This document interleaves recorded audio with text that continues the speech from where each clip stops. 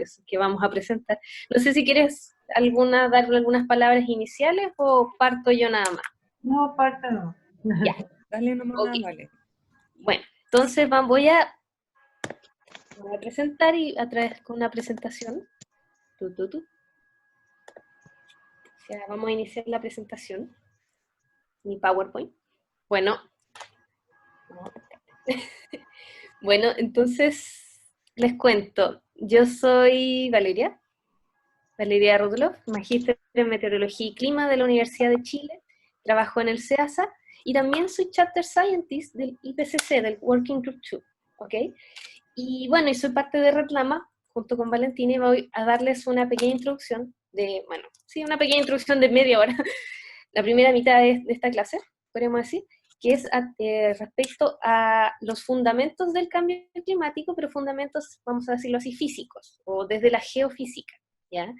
Esta charla está construida en Reclama con dos personas más que no están acá presentes, pero con las que trabajo constantemente, y son Rocío Ormazábal y Camilo Menares, ambos son del Centro de Clima y la Resiliencia en Cerrado, y tengo que mencionarlos porque de verdad esta presentación no sería nada sin ellos, así que les doy muchas gracias a ellos primero. Bueno, les parto. Esta clase se llama Cambio Climático, entendiendo el presente para mirar el futuro. ¿Por qué? Porque la verdad... ¿Por qué no me pesca?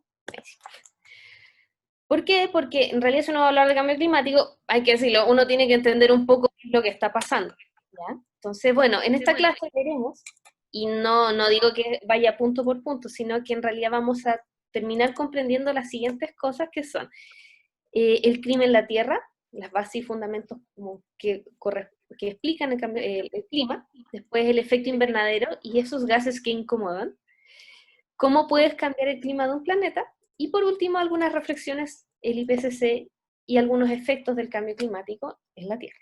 ¿Okay?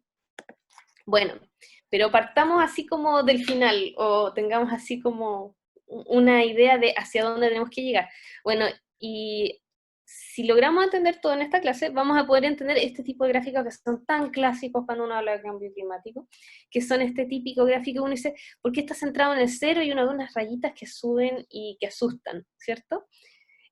Bueno, pero que básicamente nos dicen, bueno, el clima parece que ha cambiado. ¿Qué es lo que ha cambiado? La temperatura. ¿La temperatura respecto a qué? Respecto a un promedio de temperatura que hubo en lo que se conoce hasta, podríamos decir, la era preindustrial. Para muchos modelos se dice que el proceso de industrialización mundial partió...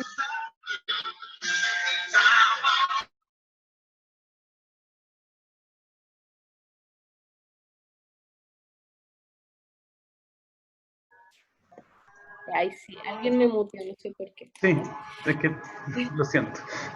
Está bien, quiero ir hacia atrás. ¿No puedo ir hacia atrás? Sí. Entonces, bueno, ¿qué es lo que está? Ah, sí. Entonces, uno siempre ve esta anomalía de temperatura respecto a un periodo preindustrial, que en muchos modelos y en muchas cosas se dice que es desde 1850 en adelante, ¿ya? Y uno ve todos estos gráficos donde hay muchas rayitas y hay unos elementos que son datos observados y los otros son modelos, modelación. ¿Y cómo podemos hacer un modelo que hable del clima y que sea como realista? Bueno, primero hay que entender un poco cómo funciona entonces la temperatura en la Tierra. Entonces, primero, para partir con eso, hay que entender una idea muy básica que es la siguiente, que es, para que la temperatura en la Tierra sea constante, debe haber un balance energético dentro de ella. Y gracias a este balance energético es que tenemos que estas condiciones relativamente promedio. ¿Ya? Porque, bueno, eso es lo que uno, cuando dicen, ¿qué es el clima? El clima es el tiempo promediado en 30 años, bueno, a eso se refiere, con un balance que al menos ha estado más o menos constante, hasta el proceso de industrialización del ser humano en la Tierra. Y acá tenemos a mi personaje, mi querido simpático Pedro El Llamo, que me va a acompañar en toda esta presentación, así que lo van a ver mucho. Ya, entonces tenemos este balance energético. ¿Qué significa? Significa que hay energía que entra y energía que sale, y en total suman cero, ¿ya? Y cuando suman cero, la temperatura se mantiene constante. Pero, para eso, ¿a qué me refiero con energía que entra y que sale? Bueno, hay que entender primero los factores que determinan este clima y estas energías que entran y salen. Bueno, partamos por el primero. Hay un sistema climático dentro de la Tierra, que sería esta parte, la Tierra, el sistema climático es las montañas, o sea, no está escrito acá, pero en resumen sería cómo interactúa tanto el hielo con el agua, con la atmósfera, con la tierra, todos estos elementos interactúan, ¿ya? Y bueno, aparecen unas forzantes externas que son, por ejemplo, la energía que proviene del Sol y que calienta la Tierra. Sin el Sol no hay nada en la Tierra. No, es la fuente de energía, la inicial de todo esto es el Sol, ¿ya? Después hay otro elemento que también hay que entender, la Tierra también emite energía. Y también hay que entender que hay un tercer elemento que es la atmósfera. La atmósfera, cómo interactúa con esta energía. ¿Ya? Y estos tres elementos les vamos a llamar los forzantes externos al sistema climático. Partamos con el primero. El primero nos dice lo siguiente. Hay energía que viene del Sol, hay una parte que es reflejada y se devuelve hacia el espacio, y hay otra parte de esa energía del Sol que entra. ¿Ya? Esta energía es de alta radiación, es la típica energía cuando dicen, bueno, es la luz visible y también son los rayos ultravioleta que nos pueden quemar y nos pueden generar un poco de problemas a la piel. ¿Ya? También tenemos la energía infrarroja, ¿ya? No sé si ustedes saben, las cámaras infrarrojas tienen una luz que no se ve, ¿ya? La luz infrarroja significa que es de menor energía, que tiene una longitud de onda mayor, y por eso nuestros ojos no la ven, y todos los cuerpos emiten energía. Bueno, la Tierra también emite energía, y bueno, y esa energía también va hacia el espacio, ¿ya? Se sale hacia el espacio. Y cuando uno dice, esto es lo que entra y lo otro es lo que sale, bueno, entonces ahí tengo el balance y se acabó, ¿ya? Y bueno, Joseph Fourier, el personaje del 1800, hizo un balance en las primeras estimaciones y dijo, ya, si la energía del Sol es la que entra y la energía de la Tierra es la que sale, bueno, puedo hacer unos cálculos matemáticos que no voy a explicar acá porque son un poquito más largos. Entonces, ¿cuál es la temperatura de la Tierra? Menos 18 grados. Tanto me equivoqué en mis cálculos. ¿Será que falta algo? Bueno, pasaron 200 años y hay que decirlo, sí, faltaba algo. Faltaba la interacción de los gases de efecto invernadero. O sea, los gases de efecto invernadero no son malos, parece. Porque si el promedio de la Tierra son menos 18 grados, o sea, no sé si lo entienden, el promedio de la Tierra, no la Antártica, el promedio de la Tierra tiene menos 18 grados Celsius, no habría vida, al menos como la conocemos hasta el momento, ¿ya?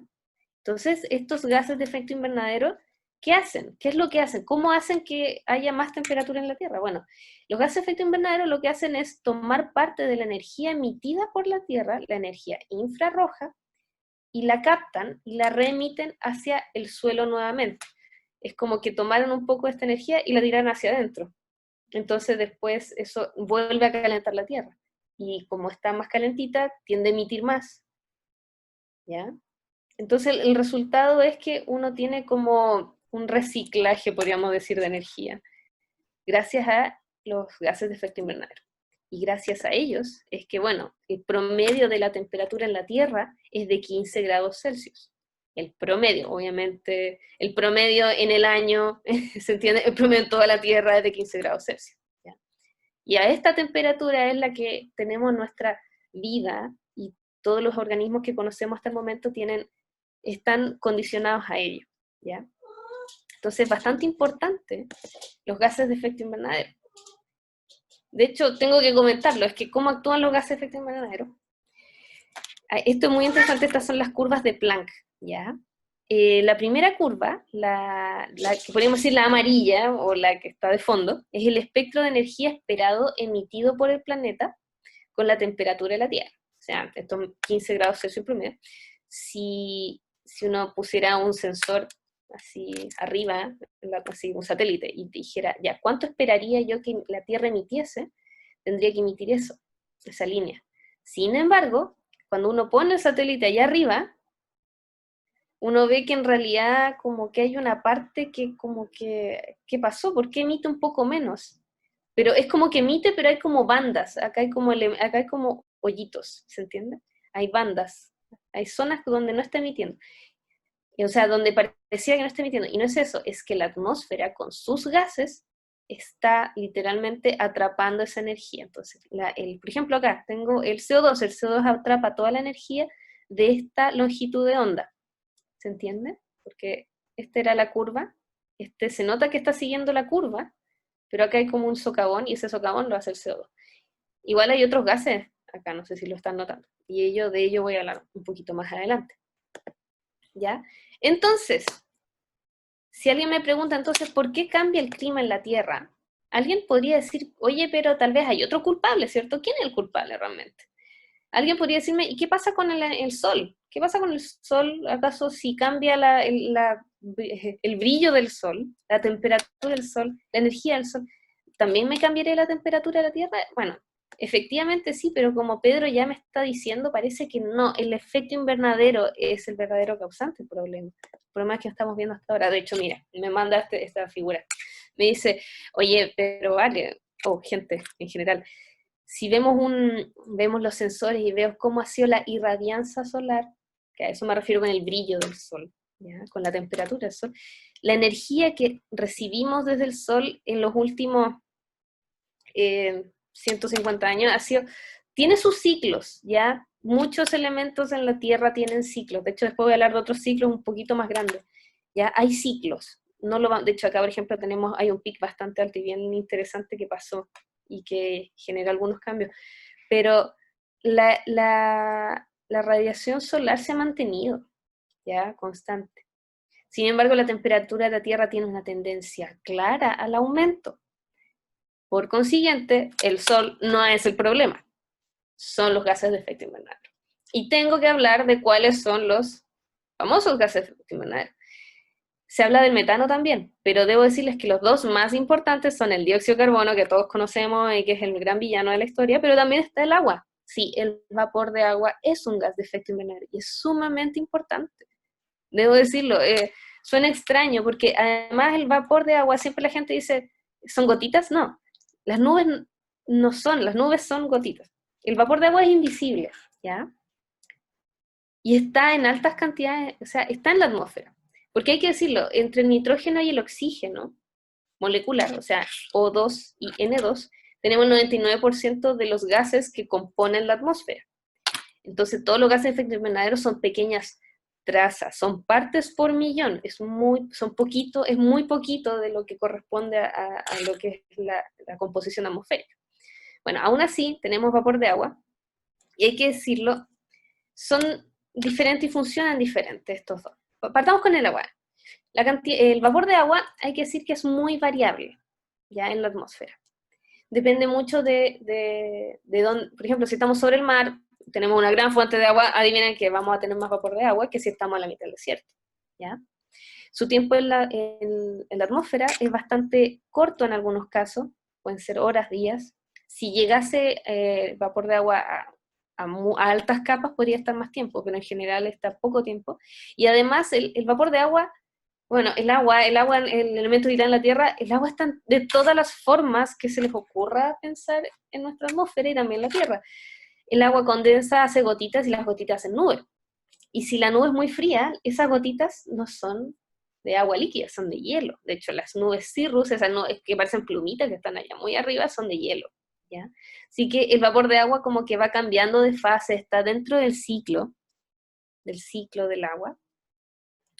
Y dentro incluso de ese ciclo, como digo, puede transformarse también en una nube que refleja energía solar. O sea, cuando digo esto de que hay parte de la energía solar que es reflejada hacia el espacio, esas son las nubes. Y el agua está metida ahí también. Así que en estricto rigor, el vapor de agua, si bien es un gas de efecto invernadero importante, y además hay que decirlo, si el planeta se calienta, adivinen que voy a tener más vapor de agua en el ambiente, y eso genera una retroalimentación compleja, también eventualmente genera nubes que también pueden enfriar nuestra atmósfera, ¿ya? En cambio, el gran malvado es el dióxido de carbono, porque sus concentraciones se mezclan muy bien. Acá tengo 400 partes por millón, y también en China. O sea, el dióxido de carbono se mezcla muy bien en la atmósfera. Está dentro de procesos muy lentos, procesos de largo tiempo, en escalas de tiempo de 100 a miles de años. Entonces, lo que se emite hoy día, si yo mañana dejo de emitir CO2, no crean que va a disminuir, se va a quedar un rato ahí, ¿ya? Son procesos muy lentos. Y sus concentraciones han sido alteradas por la actividad humana, lo que se considera como el concepto antrópico. muy rápidamente. Sí, muy rápidamente. Desde lo que como les decía, desde el comienzo de la Revolución Industrial, datada técnicamente en 1850. Obviamente no es que haya pasado algo específico ahí, pero dentro del periodo, pero se asume como ese día. Y bueno, hemos estado cambiando nuestra atmósfera, hemos cambiado la composición de estas trazas y esto se va acumulando. ¿Ya? De hecho, miren, acá tenemos al señor, bueno, Keeling un día se le ocurrió medir el CO2. No voy a hablar de cómo medir el CO2, pero voy a hablar, y también que no es en cualquier lugar donde se mida, ¿ya? De hecho, tiene unos ciclos acá, ciclos anuales, por eso es esas rayitas así como tum, tum, tum, pues son montañitas, ¿ya? Se le ocurrió medir el CO2 y esta es el típico observatorio de Mauna Loa, allá en Hawái. Está en una montaña. La idea es que esté como aislada de fuentes especiales, como que sea como lo más natural, atmosféricamente, que es lo que están midiendo. Y bueno, y la NOAA siempre, todos los años, nos muestra cuánto llevamos CO2. Se estima de que el CO2 antes de la época preindustrial era 280 partes por millón. 280, y acá ¿cuánto vamos? Vamos en 416 partes por millón en abril, qué atroz. Es que a mí me impresiona porque de verdad yo cuando entré a la universidad, por ejemplo, no llegamos a las 380. ¿Ya? O sea, yo entré a la universidad y cuando salí ya era otra composición. De hecho, yo nací acá en el año 90 y era menos de 360 partes por millón. Se ha ido acumulando, hemos estado cambiando nuestra composición y eso se debe a la quema de combustibles fósiles. ¿Ya? Eso es bastante terrible y hay que decirlo, y no es el único gas que hemos cambiado. De hecho, por ejemplo, ya, dije el dióxido de carbono, ok, ya. Pero también todo lo que es la producción agrícola y quema de biomasa es lo que produce metano, ¿ya? Que también es un gas de efecto invernadero, tiene una actividad muy parecida a la del CO2, ¿ya? De hecho es más fuerte, pero está en menor cantidad. De hecho, uno está por millón, el otro está por billón, o sea, hartos ceros más, 3 ceros más. También está el óxido nitroso, que está asociado a lo que es la agricultura y la producción industrial, ¿ya? Y también ha subido, adivinen por qué, porque también los seres humanos hemos estado ahí metidos. Y a diferencia de los clorofluorcarbonos, que debo decirlo que por suerte desde el protocolo de Kioto y cuando empezaron a notar esto de la capa de ozono, se dieron cuenta que parece que estábamos haciendo daño a la capa de ozono, que nos ayudaba a no sentir el efecto de la radiación ultravioleta.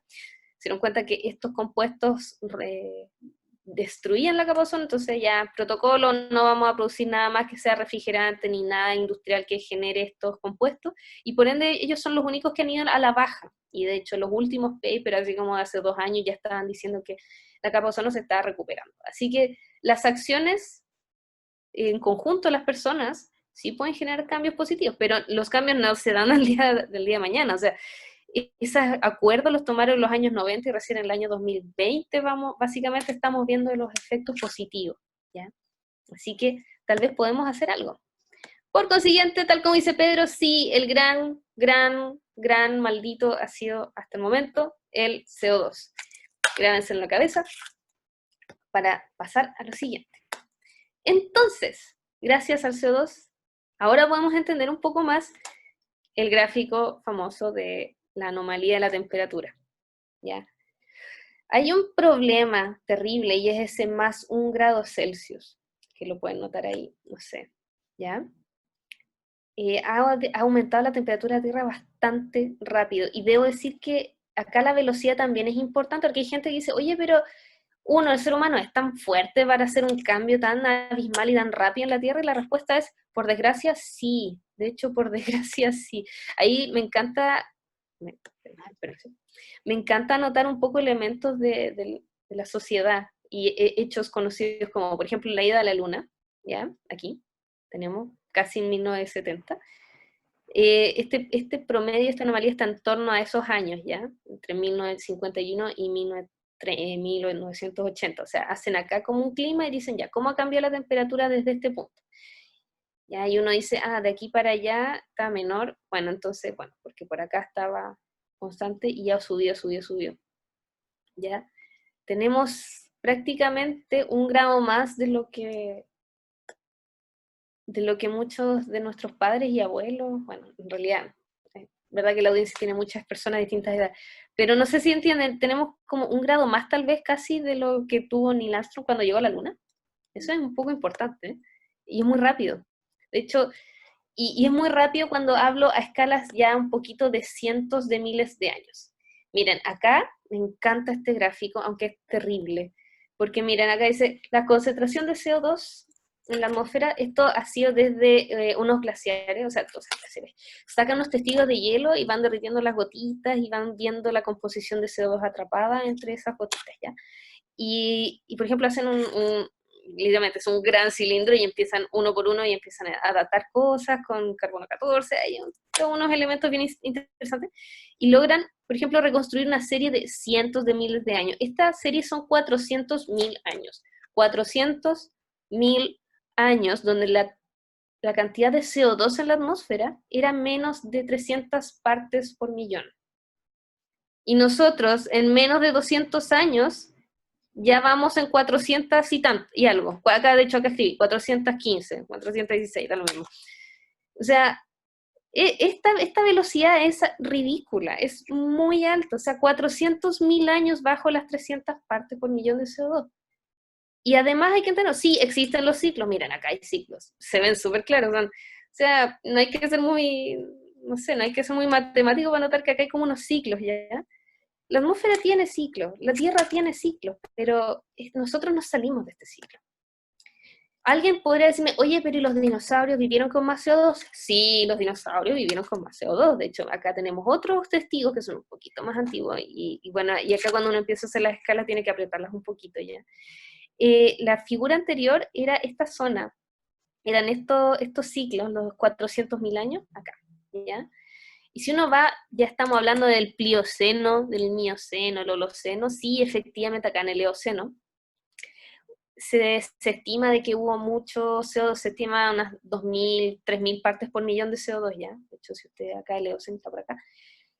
Bueno, es que acá hay mucha, aún están por, esto es muy prehistórico, así que créanme, hay mucha discusión de cuánto CO2 había en esta zona, en este momento histórico. Y claro, los dinosaurios tal vez tuvieron más CO2, 1.000 partes o más, y tuvieron más temperatura, pero eso estamos hablando de millones de años atrás, 50 millones de años atrás, ¿ya? Los primeros, y volvamos a estos elementos como sociales, los primeros homínidos habitaron la Tierra, y estoy hablando del Australopithecus, o sea, monos que ya recién empezaban a caminar en dos pies, ¿ya? No estoy hablando ni siquiera de Homo sapiens, ni Homo sapiens sapiens, no, es como antes de eso, ellos estaban por acá. Ellos aún tenían menos de 280 partes por millón de CO2. O sea, toda la evolución histórica del ser humano ha sido bajo las condiciones que estamos cambiando ahora. Y a eso es lo que quiero llegar. O sea, y de aquí hasta acá pasó mucho tiempo ya, porque los primeros vestigios de escritura, así como de civilización, que hay uno dice, ah, sí, es que eso es como más humano, como lo que conocemos ahora, es del año 4000 antes de Cristo, y créame, de nuevo, no hay cambios equivalentes a lo que se está viendo ahora, ¿ya? No es para asustarlos, pero es como para entender que esto, esto es real, esto es complejo, y son cambios que se están dando, que ya hay registro, y no son, eso sí, en todos lados igual. Y eso también hay que entenderlo y no caer en pánico, ¿ya? Bueno, esta es una anomalía de temperatura entre el 2015 y el 2019, o sea, la diferencia de temperatura, donde se ha calentado la Tierra y uno podrá ver, hoy parece que hay partes que se han calentado más que otras. Y la idea es que esto no continúe y no nos afecte mucho más. En realidad no tanto de Chile tanto, pero menos ¿Ah? abajo. Ah, no, no. Entonces, como vimos, los humanos hemos alterado el balance energético de la Tierra, y es por eso que la temperatura aumenta, es decir, a través de los gases de efecto invernadero. Al aumentarlos, lo que estamos haciendo es retener más energía en la Tierra, y eso es lo que aumenta nuestra temperatura. ¿Ya? Entonces, ya que entendemos, y acá hago una micropausa para hablar de esta última parte, y terminar mi momento mi momento de clase, es lo siguiente, porque ya entendimos la base del fundamento de por qué está cambiando el clima de la Tierra y que esto no tiene precedente, ¿cierto? Ya. Bueno, entonces es algo importante y efectivamente hay organismos que se han dedicado un poco a evaluar y cuantificar ello, y uno de los clásicos es el IPCC, el Panel Intergubernamental de Cambio Climático, ¿ya? Y bueno, ¿y quiénes son ellos? Son un grupo de expertos, son científicos, que no es que ellos hagan estudios nuevos, ellos toman estudios que ya están hasta el momento, avalados por los pares, resumen toda esa información, rescatan los elementos que son consistentes en todos los papers que se han escrito hasta el momento, o sea, en toda la ciencia, ¿ya?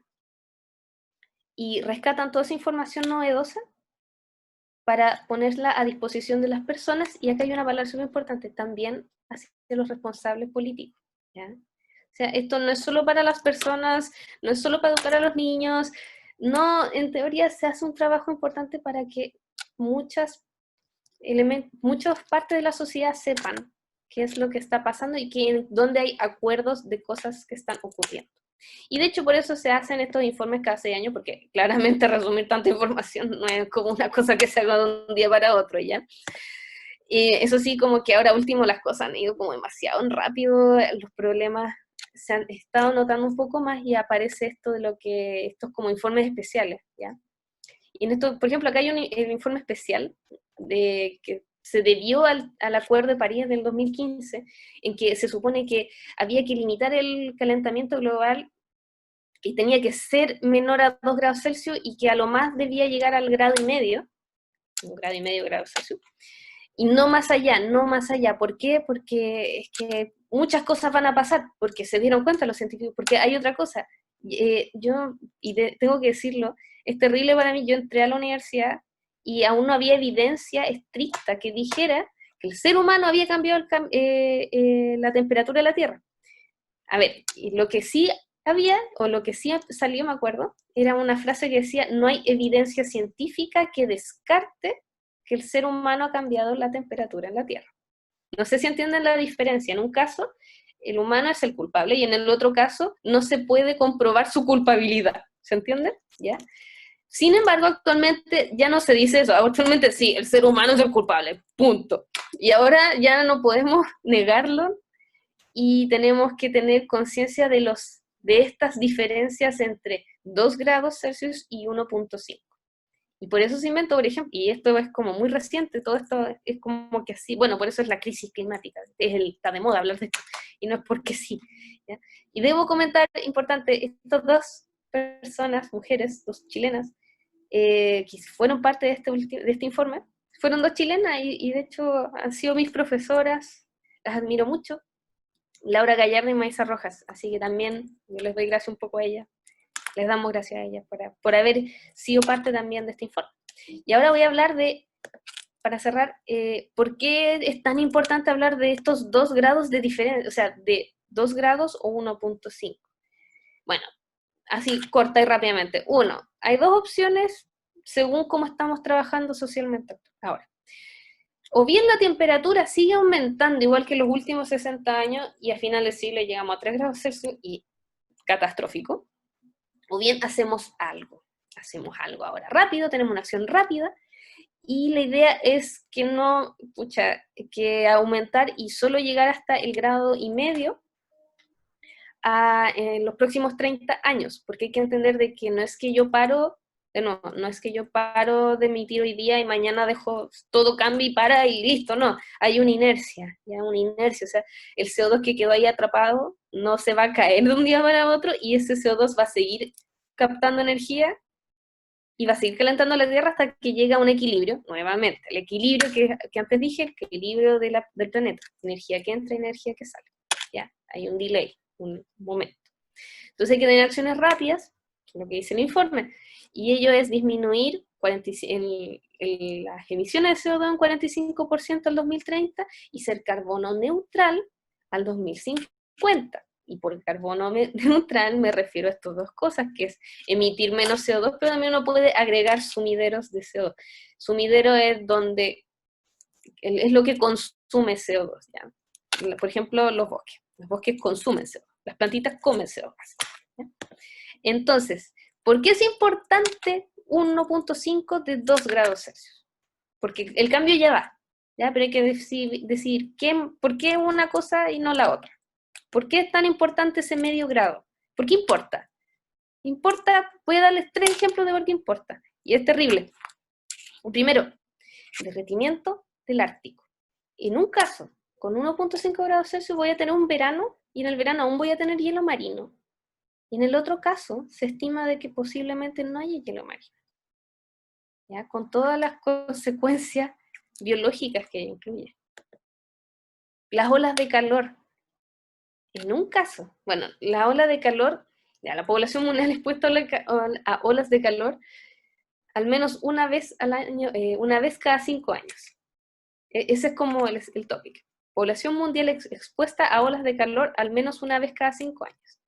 Si tengo el primer cambio, voy a tener el 14% de la población mundial va a sufrir de estas olas de calor cada 5 años. En cambio, en el otro caso voy a tener 37% de la población mundial. O sea, no sé si notan, pero es como más del doble. O sea, 14 por 2, 28. Esto es más del doble de la gente que estaba antes expuesta. O sea, mucha gente expuesta a esto que es terrible. Otra más, y esta también esta es la que más me duele, que son los arrecifes de coral. En un caso, el daño es muy grande. 70-90% de los arrecifes de coral se van a ver degradado completamente, pero en el segundo caso prácticamente van a desaparecer, ¿ya? Eso es importante, porque en el fondo el cambio climático afecta a distintas escalas de organización, ¿ya? Si yo me veo y yo digo, ay, pero si a mí medio grado me da lo mismo, hay que ser un poquito menos egoísta, hay que notar de que hay muchas escalas y en todas esas escalas hay cambios y procesos y esas temperaturas, esas cantidades de CO2 no son inocuas, ¿ya? A veces tal vez solo nos vemos desde aquí, pero la verdad en la biosfera, que la biosfera serían todos los seres vivos, hay muchas escalas de organización más allá del organismo individual, que estamos hablando en la población, en la comunidad, en los ecosistemas son muchas comunidades que conversan entre sí, ¿ya? Pero no se preocupen, porque, y acá es como el mensaje de esperanza, pero también me gustan los mensajes artísticos, ¿ya? Hace un tiempo, el año pasado estaba paseando, me gusta ir a galerías o cosas artísticas. Bueno, ahí en la Galería Cava, Palacio Taucinho, estaba expuesto esta plataforma multimedia que se llama Simbiosis Meditativa. Era una exposición que duró una semana, porque era muy cortita, que está dentro de la Bienal de Artes Mediales, ¿sí? Donde tenían esto, bueno, y sí, ya aquí esto. Bueno, eran básicamente unas plantitas que estaban dentro de un cilindro con aire y humedad y todo controlado. Y decían que las plantas respiran, que las plantas también tienen un ciclo CO2 durante el día respiran, ¿ya? O sea, tienen captación de CO2 y pues liberan CO2, ¿ya? Y tenía una lámpara encima, y la lámpara generaba esos dibujos, pero no estaban estáticos, se movían a un ritmo que era equivalente a su respiración, ¿ya? Bueno, esa era la instalación artística, una instalación artística, pero muy extraña. Esto es como muy interdisciplinario, muy bonito. ¿Y cuál era la idea o cuál era la gracia? Las plantas tenían este ritmo de respiración y la luz se movía a ese ritmo. Y entonces las plantas van creciendo en torno a la luz, que a la vez se mueve al ritmo a la que respira la planta, que va creciendo respecto a la luz. ¿Se entiende? Hay un ciclo, ¿ya? Las plantas en el fondo se van retroalimentando. Es curioso, pero en el fondo tal vez nos pasa un poco lo mismo. Uno y también influye en el espacio donde uno está y uno se alimenta de lo mismo que hace. Y acá pasan hartas cosas porque, bueno, acá hay solo una planta, pero en un ecosistema serían muchas plantitas. Y todas esas plantitas pueden entrar en sinergia. ¿Ya? Y la sinergia, ¿a qué se refieren? Que tenemos un organismo, tenemos otro organismo, y no es como que ya solo conviven y se acabó, o solo conversan un poco de lejos y se acabó, sino que surgen nuevas ideas, y entonces ya no tienes un organismo y otro organismo, sino que tienes un organismo, otro organismo, y una conversación que genera nuevas ideas y que genera nuevos elementos tal vez, y tal vez ya no tienes 1 más 1, 2, tienes 1 más 1, 3, aparecen otras cosas. Entonces parece que sí podemos generar cambios, ¿ya? Sí podemos generar cambios y podemos generar situaciones mejores, ¿cierto? Podemos entrar en sinergia positiva con el ambiente que tenemos si lo entendemos bien y si lo escuchamos bien. Y por eso me encanta mostrar estas fotos de algunos espacios donde he paseado en Chile. Todo esto es Chile. No es un mundo ideal. Así que Renata La Guanaca y Pedro El Llamo me invitan y me dicen, ¿es posible construir un mundo mejor? Y yo digo, sí. Así que eso. Muchas gracias y con ello acabamos los fundamentos del cambio climático.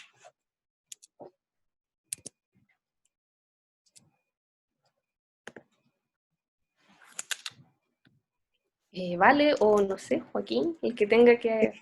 Voy ahora, gracias Vale por tremenda presentación, ¿cierto?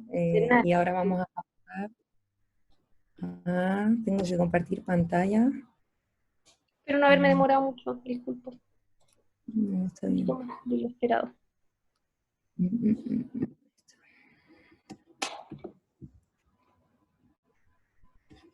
Ya, perfecto.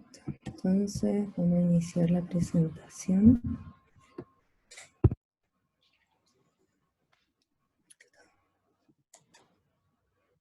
Ahora sí. Perfecto. Entonces, después de esta tremenda presentación que nos ha hecho la Vale, vamos a ver qué tiene que ver el factor humano, ¿cierto?, en todo este cambio global que estamos viviendo. Aquí un pequeño mini resumen de lo que voy a presentar yo, ¿cierto?, la importancia de la dimensión humana en la comprensión del cambio climático, dimensiones para abordar este tema, acciones individuales y colectivas, y ver los cambios como una oportunidad para transformar la sociedad. Entonces, la Vale acá nos mostró, ¿cierto?, cómo la quema de combustibles fósiles, ¿cierto?, y el aumento del CO2 a nivel de la atmósfera es lo que está ocasionando el cambio climático, ¿cierto? Y esta imagen que nosotros tenemos aquí, muestra cómo ha sido este aumento de la temperatura a nivel global, ¿cierto? Esto es una súper buena imagen que refleja muy bien cómo este aumento de la temperatura ha ido transcurriendo a lo largo del tiempo. Entonces aquí es como bien impresionante verlo con colores y es bien bonito porque además tiene que ver con lo que mencionaba la Vale, del impacto que genera de pronto verlo de forma visual, ¿cierto? Del cambio que hemos provocado en la atmósfera a nivel humano y cómo eso ha cambiado nuestras vidas. Entonces ahora nos preguntamos, ¿cierto?, ¿qué significa que el cambio climático sea un fenómeno antropogénico? O sea, cuando nos enfrentamos a esta discusión de si el cambio climático es un fenómeno natural o un fenómeno producido por el ser humano, ya la Vale nos mostró que efectivamente ahora contamos con información científica que nos permite asegurar que somos nosotros los que producimos este fenómeno. ¿Pero cómo? Bueno, esta ecuación que nosotros tenemos acá nos muestra que existen distintos factores que interactúan entre sí y producen este tipo de problema ambiental, en particular el cambio climático, como por ejemplo la sobrepoblación, ¿cierto? Desde la revolución industrial hasta la actualidad nos encontramos con que existen muchas más personas en el planeta y muchas más personas habitando el mismo territorio, ocupando el mismo espacio y haciendo uso de los mismos recursos, ¿cierto?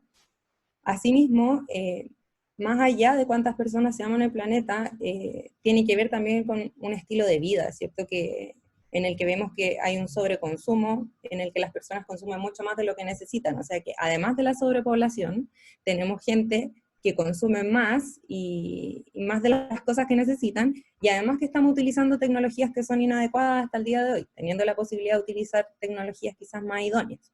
Entonces, la interacción entre todos estos factores es lo que genera un gran impacto ambiental. Por lo tanto, querámoslo o no, la humanidad es responsable del problema. Pero también, alegremente, es responsable de la solución. Vamos a ir viendo esto. Hoy espero que se vea bien, que no salga esta barrita de Zoom que molesta siempre. Entonces, el cambio climático como un fenómeno desigual. ¿Por qué? Porque alguien podría preguntarse, ya, ok, pero Chile no es un país que emite tanto. Por ejemplo, esta imagen que tenemos acá hay una comparación de las emisiones de CO2 entre China y América Latina en el año 2018 en megatoneladas. Y podemos ver, por ejemplo, que las emisiones que emite China comparado con los países de América Latina, puede ser abismalmente distinta, ¿cierto? Y cuando analizamos el caso de Chile, Chile es responsable solo de un 0,26% de las emisiones globales, que es muy poquito, ¿cierto? Sin embargo, ¿por qué tendríamos que hacer algo? Bueno, precisamente porque todos estos países que son chiquititos y todos los países que emiten menos de un 1%, juntos, todos esos países juntos suman más de un 25% de las emisiones de gases a nivel mundial. Ese es un dato que nos trae Pedro y un dato importante. Asimismo, Chile es uno de los países que más emite a nivel per cápita en toda Latinoamérica, o sea que a nivel global no emitimos tanto, pero cuando vemos cuánto emite cada uno, Chile es uno de los países que más emite. Entonces esto nos pone en una situación en la que, y si seguimos creciendo como país, ¿qué vamos a hacer con respecto a nuestras emisiones? Entonces,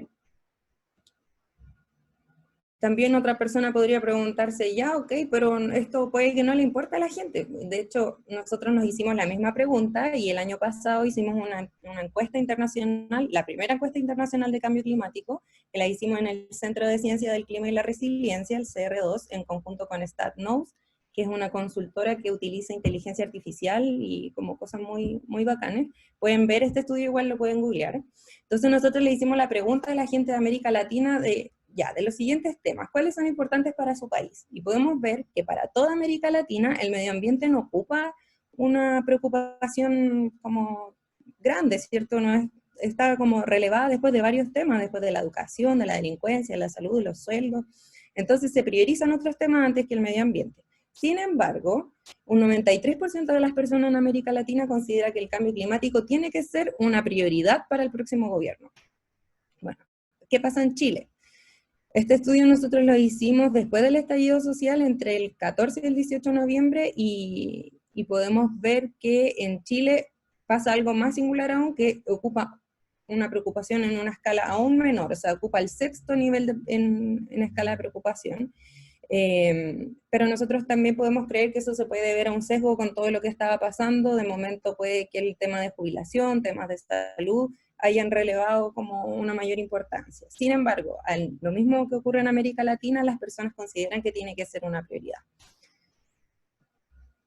Bueno, entonces, antes de continuar, les vamos a hacer una pregunta a ustedes y queremos saber ¿cuál es el principal problema ambiental que te afecta a ti?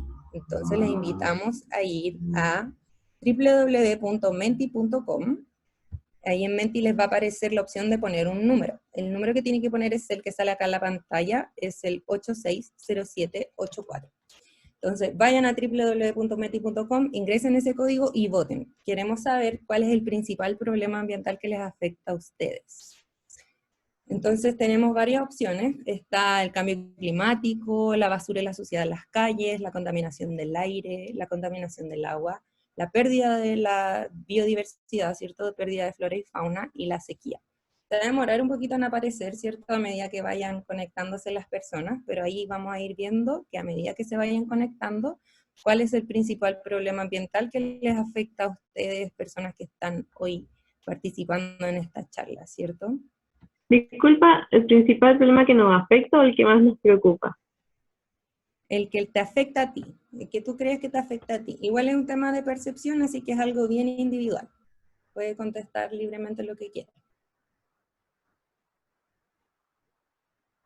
Entonces ahí vamos viendo cómo a través de esta plataforma que nos permite interactuar, ¿cierto? Van 54 personas contestando. En la charla sabemos que somos muchos más conectados al Zoom en este momento, pero ahí vamos viendo, ¿cierto? Entonces, de momento vemos que la sequía aparece como un tema más importante, seguido y va cambiando. Pero vemos que están cerquita, ¿cierto? El cambio climático, la contaminación del aire, la pérdida de biodiversidad, ¿cierto? Encontramos aquí varias opiniones y, bueno, está primero la sequía y después el cambio climático. De momento, igual vamos a volver a estos resultados. Ay, no me deja salir. Ahí sí. Vamos a volver a ver esto más adelante. Iniciar presentación. Ya. Perfecto. Entonces, como pudimos ver, ustedes decían que era la sequía y el cambio climático. Bueno, nosotros hicimos esta pregunta también en la encuesta porque somos personas muy curiosas y queríamos saber, y bueno, en Latinoamérica y en Chile las personas mayores de 18 años a nivel de continente, ¿cierto? Y a nivel de país dijeron que el principal problema ambiental que les afectaba a usted, es decir, de forma personal, era el cambio climático. En América Latina, en segundo lugar, está la basura y la suciedad en las calles, ¿cierto? Que ocurre también en Chile, ¿cierto? Está en el segundo lugar, y sin embargo cambia en el tercer puesto. ¿Qué ocurre? Que a nivel de América Latina es la pérdida de biodiversidad, y en Chile el tercer lugar lo tiene la sequía. Y eso lo podemos explicar debido a la mega sequía que nos afecta hace más de una década, ¿cierto? Ahí sí, ya, ok. ¿Y qué más? ¿Y por qué nos debería importar? Bueno, porque resulta que vimos que Chile no emite tanto, ¿cierto? Pero hay otros países que emiten más, ¿cierto? Entonces, cuando nosotros nos enfrentamos a un problema que es global, por ejemplo, ahora por poner un ejemplo el tema del coronavirus, ¿cierto? Nosotros sabemos que no afecta a todas las personas igual. Ya, existe, para eso tenemos que hacer un análisis de riesgo. Y existe este cuadrito que es del IPCC, en el que no vamos a ahondar profundamente, ¿cierto? Pero los riesgos asociados con el clima tienen que ver con varias cosas. Por un lado, están el tema climático, la variabilidad natural del clima y el cambio climático, que como vimos es antropogénico, afecta en el riesgo al que estamos expuestos. Asimismo, acá el factor humano, que tiene que ver con los procesos socioeconómicos, o sea, las medidas de mitigación, adaptación, la gobernanza, que quiere decir el cómo se hacen las cosas, hace que todo esto interactúe. El riesgo tiene que ver con los peligros a los que estamos expuestos, ¿cierto? Y la vulnerabilidad. Y en este punto nos vamos a quedar, no quiero ahondar tanto en esta figura, pero vamos a ir al tema de la vulnerabilidad. ¿Por qué? Porque la vulnerabilidad tiene que ver con las condiciones que yo tengo para como hacer frente a algo que me está afectando. Entonces, en el caso de Chile, Chile es un país que no emite tanto, sin embargo, es uno de los países más vulnerables. Cumple con 7 de 9 los criterios de vulnerabilidad, y que los tenemos aquí. Entonces, Chile cumple con estos 7 criterios de vulnerabilidad. Entonces, es un país altamente vulnerable a los efectos del cambio climático. Ya. Ahora, ¿cómo afecta el cambio climático a Chile? Porque eso es otra cosa, ¿cierto? Vimos que somos un país vulnerable, etc. Pero ¿cómo nos afecta? Bueno, a nivel general, se prevé un aumento de la temperatura en todo el territorio nacional, con un gradiente como de mayor a menor, o sea, va a aumentar más la temperatura en el norte y menos hacia el sur. También la temperatura va a aumentar más desde la cordillera hacia la costa. También va a haber una disminución de precipitaciones en todo el territorio, exceptuando las áreas altiplánicas y la Patagonia. Va a haber mayor cantidad de eventos climáticos extremos. Esta es una de las consecuencias del cambio climático, y los eventos climáticos extremos son, por ejemplo, las sequías, las inundaciones, ese tipo de cosas. Entonces Chile se va a ver súper afectado por eso. También respecto a la variación del mar, se prevé que aumente el nivel del mar. Por eso es que ciertos países, por ejemplo, están mucho más expuestos porque son islas. Entonces, con el aumento del nivel del mar, esos países podrían llegar incluso a desaparecer. Afectar la biodiversidad, ¿cierto? Que nosotros sabemos que Chile es un país súper diverso en cuanto a nuestro patrimonio genético, ¿cierto? Porque la mayoría de nuestra flora y fauna es endémica, y eso quiere decir, o sea, no la mayoría, perdón, una parte importante es endémica, y eso quiere decir que se da solo a nivel de nuestro país y bajo las condiciones que nosotros tenemos excepcionalmente acá. También el cambio climático afecta a Chile en cuanto a la disponibilidad y la seguridad hídrica.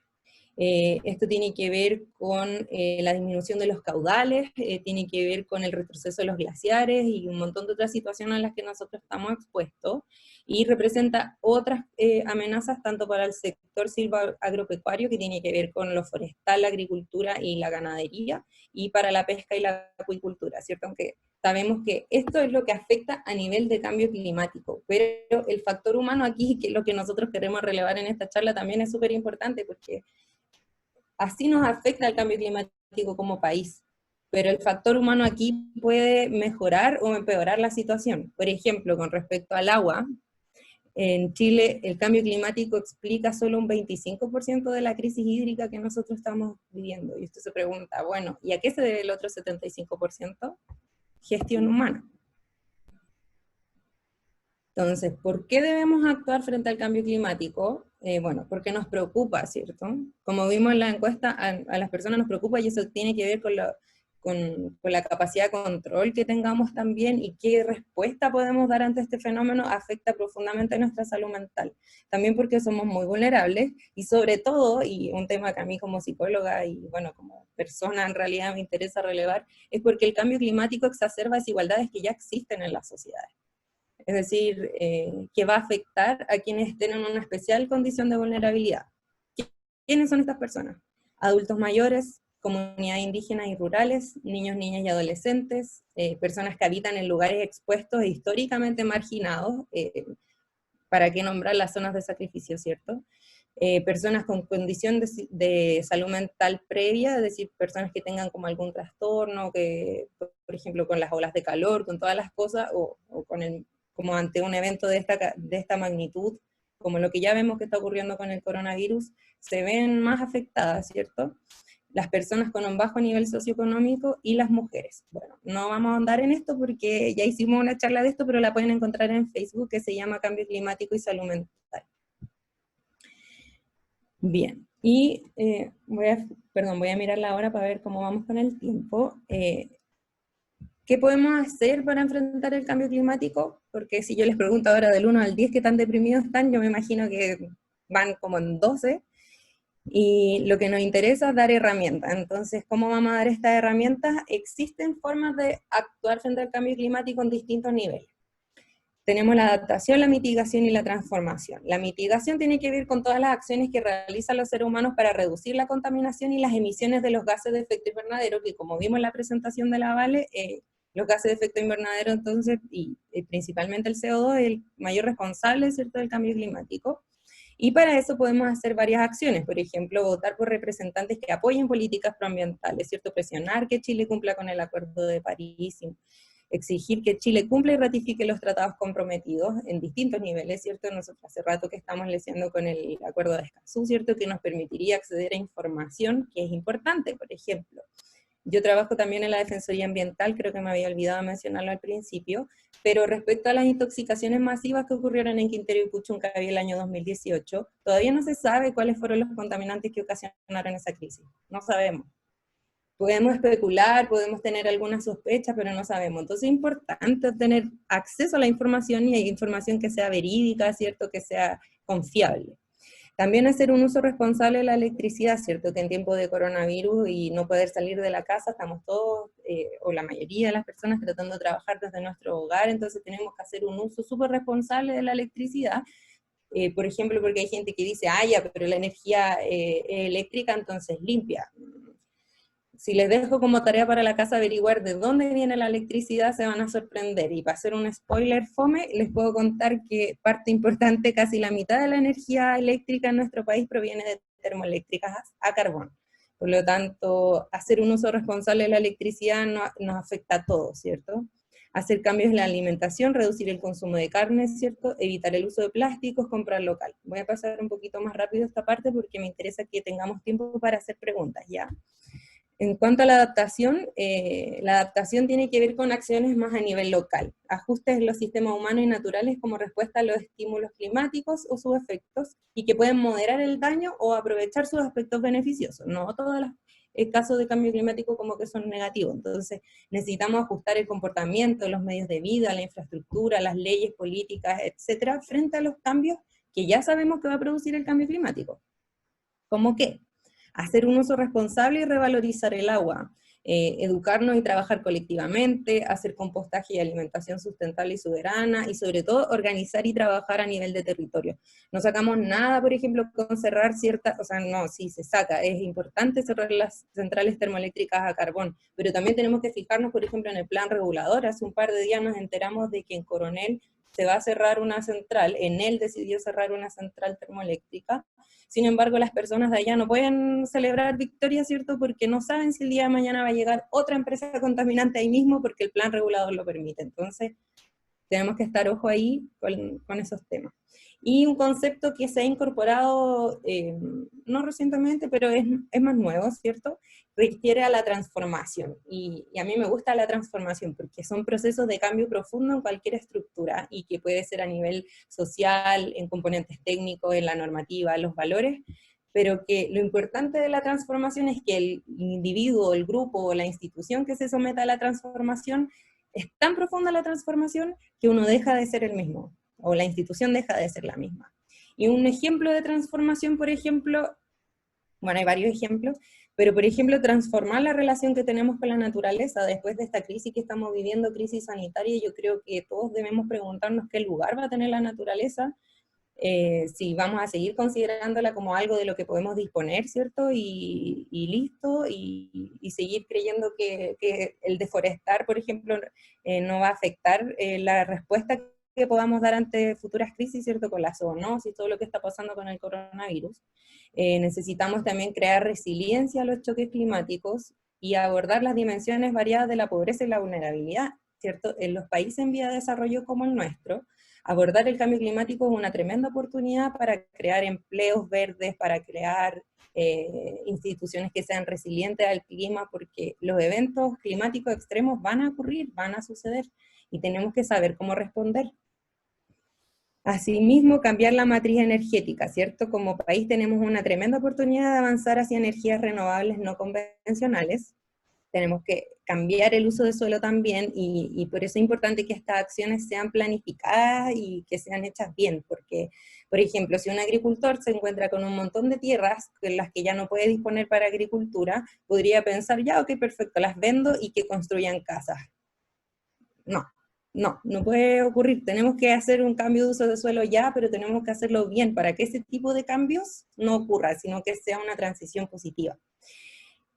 También es necesario desarrollar el capital social, ¿cierto? La asociatividad, la capacidad adaptativa, y tenemos también la oportunidad de que las empresas creen empresas resilientes al clima y que den que den la oportunidad de empleos verdes, o sea, empleos que permitan un desarrollo sustentable, que es algo que vamos a ver en la próxima sesión con más profundidad con la gente de Seúl. Tenemos la oportunidad de mostrar liderazgo climático. Podemos transformar la gobernanza de nuestro país, por ejemplo, en temas de agua, y aumentar la participación. Podemos construir una sociedad más justa y aumentar el rol de las mujeres en política y en ciencia, que como la investigación ha mostrado, las mujeres son capaces de tomar decisiones mucho más eficientes y duraderas en el largo plazo en lo que respecta al cambio climático y a la adaptación. Y como dice acá abajo, el cambio climático es una oportunidad para construir una sociedad mejor. Creo que estamos en la hora. Queríamos continuar con un ejercicio, ¿cierto? Pero yo creo que es súper importante que tengan espacio para hacer preguntas, así que no sé cómo lo hacemos con las preguntas. Me imagino que en el chat han puesto un montón de preguntas, no sé si me ayudan con eso.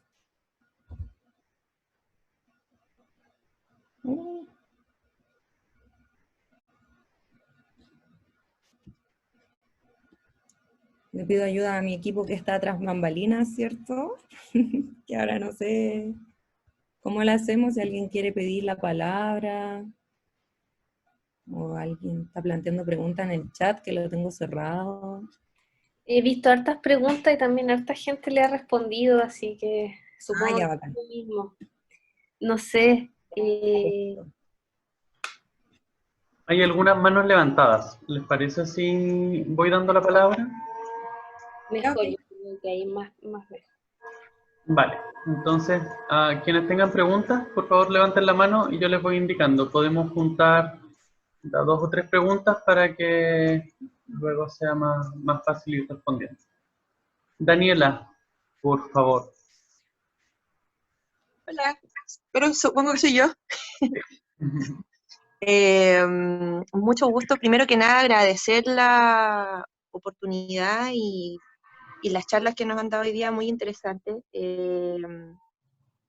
Bueno, yo me presento, tengo un emprendimiento de reciclaje de pilas desechables que se llama Recibat. Soy la fundadora de este emprendimiento. Y mi pregunta va un poco también ligada a la ley REP y a cómo se supone que ¿cierto? Esta ley viene un poco a apoyar desde la cantidad de residuos que no tienen tratamiento o que no se hacía un tratamiento sustentable para promover en el fondo que el volumen, ¿cierto?, de generación, e incentivar que el volumen de reciclaje aumentara. En ese sentido, dentro de los productos prioritarios bueno, las pilas es uno de estos productos, pero a mí me parece que hay temas que todavía no conversan bien dentro de la ley REP, y más que nada me parece, mi pregunta apunta al cómo creen ustedes que se podrían hacer más instancias para que conversaran de mejor manera a nivel de política, ¿cierto? Justamente lo que tiene que ver con temas de permiso y de cómo incentivar que emprendimientos de distintos tipos puedan participar de iniciativas que promuevan esto y que vayan y que conversen en línea con la ley REP. Un ejemplo, muy personal en todo caso, pero me imagino que otros emprendedores también deben estar un poco en la misma. Me da risa, por ejemplo, que la ley REP hable sobre el apoyo o sea, al incentivar el reciclaje de pilas. Sin embargo, yo que tengo un emprendimiento y que estoy intentando ser la primera planta de reciclaje de este residuo en Chile, ha sido un caótico, llevo 3 años solo de investigación científica en esto, tirándome los pelos y ya acá.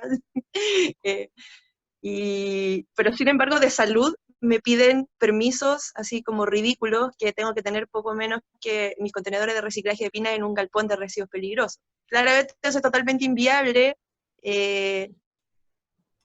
así como a la vez también es ridículo que los planes que tienen dentro del gobierno, como pensar en que las termoeléctricas cierren de aquí al año 2050, o bueno, y ahora que se supone que parece que bajaron un poco la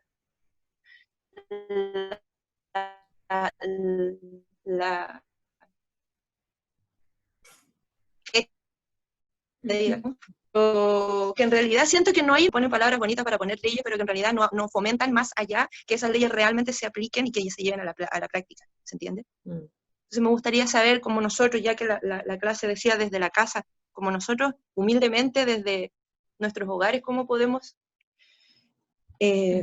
contribuir a algo que se ve como tan grande, a este monstruo tan grande, ¿cierto? Que yo siento que también es como que siento que hay puras buenas intenciones, pero que en realidad no se hacen cosas más concretas para llevarlas a la práctica. Ejemplo, siento que la normativa ambiental chilena es muy permisiva, no está en estándares que se manejan en otros lados, y siento que desde ahí la bajada se viene difícil, o sea, no podemos pretender que se haga minería sustentable, por ejemplo, si no existen normativas asociadas a eso, entre otras cosas. Mi pregunta es como esa, cómo nosotros humildemente desde la casa podemos contribuir, cómo los emprendedores podemos tratar de hacer algo, cómo podemos tratar de llegar a que realmente temas como la ley REP y otros se implementen como correspondan.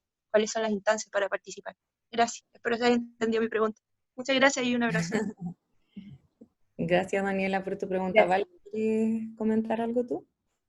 Sí, pero antes quería, Joaquín dijo que iba a hacer 3 preguntas a la vez o respondemos al tiro. Tal vez al tiro, no sé. ¿Joaquín? ¿No? Ya parece que, ya.